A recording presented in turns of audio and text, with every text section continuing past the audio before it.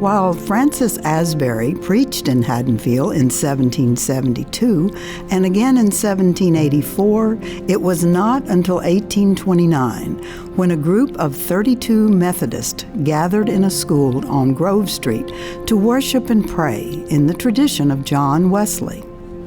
The humble beginning would lead eventually to an outreach that would impact thousands. There followed a modest church building which would serve them until 1857, and then a more substantial building followed, now the home of the Haddon Fortnightly. In 1909, Pastor Pennington Corson, with the help of a dedicated group of visionaries, led the congregation in a bold move to build a stone Gothic-style sanctuary on our present site.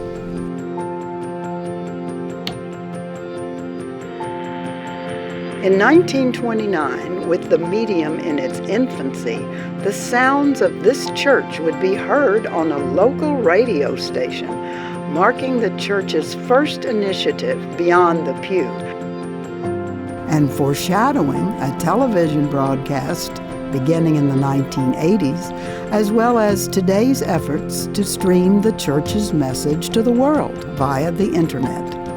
While church administration in those early years was male-dominated and slow to change, women played a vital leadership role in often understated but very effective ways. Beginning in 1953, Elizabeth Eggleston was Director of Christian Education. She held a seminary degree at a time when the church did not ordain women. During her 16-year tenure, she developed what was regarded as the finest Sunday school program in the area. Not until 1992 would the first woman, Vivian Rotifer, serve as a pastor. Expanded membership necessitated adding a second service in 1953, and in 1955, this church would plant a new congregation, St. Andrew's in Cherry Hill. On the night of October 26, 1955, a tragic fire struck the church and consumed the old stone church building in its entirety. The congregation would meet the next Sunday at the high school for worship and to make plans to rebuild.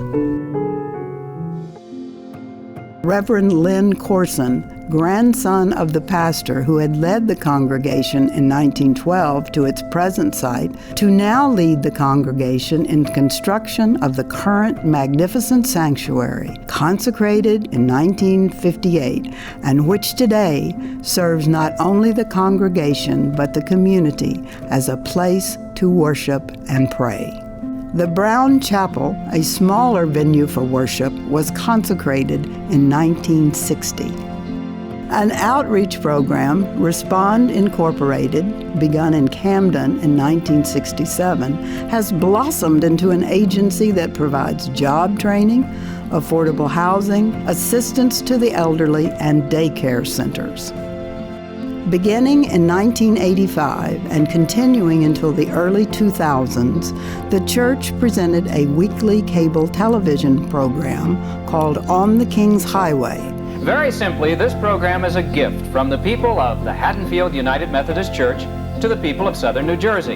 In 1990, sensing an opportunity to expand into growing areas of South Jersey, the congregation, with the leadership of Reverend Jeff and Marilyn Bills, helped establish Hope United Methodist Church in Voorhees.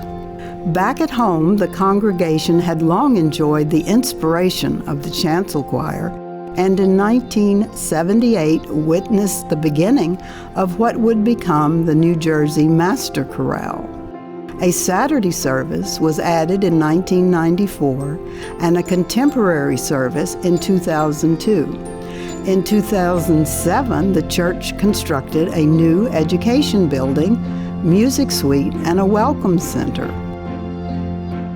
The congregation enjoys engaging sermons, wonderful music, and a sanctuary beautified through the efforts of the Floral Arts Guild. It has been said that stories don't end. They just turn into new beginnings.